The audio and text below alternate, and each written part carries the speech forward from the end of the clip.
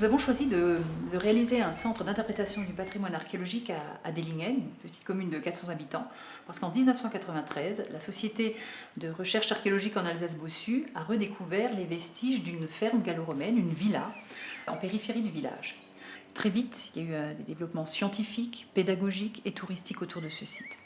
Mais une ruine ne constitue pas un lieu d'accueil du public et la communauté de communes a très vite décidé de réaliser un centre d'interprétation du patrimoine pour valoriser ces vestiges et l'ensemble des métiers liés à l'archéologie. Un centre d'interprétation du patrimoine n'est pas un musée. Là où un musée a pour fonction principale de conserver une collection et de l'exposer aussi au public, un centre d'interprétation du patrimoine, lui, présente avant tout un propos, un discours qu'il illustre par les objets. Alors nous aurions pu choisir de réaliser ce CIP ex nihilo à côté des vestiges, mais le choix a été fait plutôt de réinvestir un bâtiment ancien au cœur de la commune, un logis de la fin du XVIIe siècle, qui a une histoire importante à l'échelle du territoire. L'enjeu pour les architectes était de restituer le volume et l'emprise au sol de cette maison telle qu'elle a été construite à la fin du XVIIe siècle.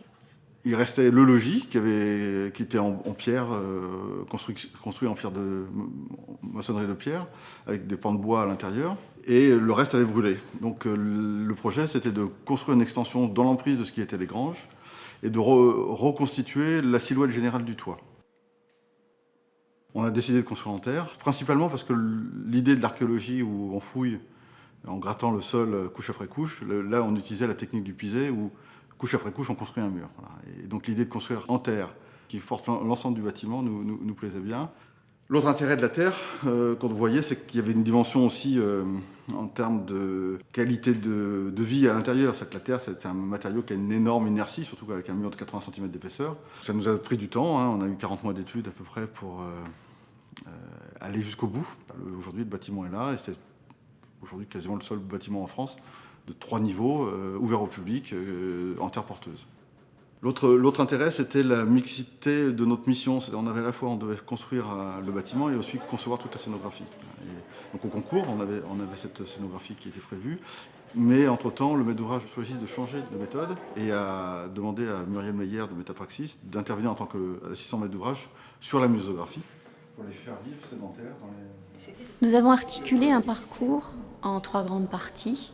La prospection archéologique, la fouille archéologique, et puis l'analyse et l'interprétation, où on livre aux visiteurs les hypothèses qu'on a pu construire ou que les archéologues ont pu construire avec les connaissances qu'ils ont à un moment donné. Le défi dans un projet comme le CIP est non pas d'expliciter des collections, mais de proposer un parcours d'interprétation qui les emmène sur des expériences diversifiées.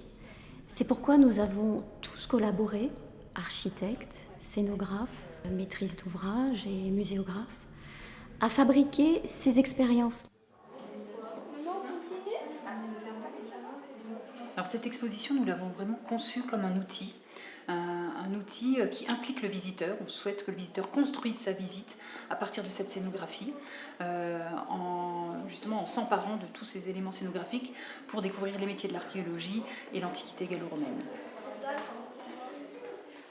Le public nous fait souvent part du plaisir qu'il a à circuler dans ces espaces. Il trouve ça très beau, très pédagogique. Et il y a fort à parier que le plaisir qu'on a eu à travailler sur ce projet avec aussi bien que l'architecte Louis Picon qu'avec Muriel Meyer, la muséographe, se reflète dans la qualité de ces espaces. Bonjour, merci, à bientôt.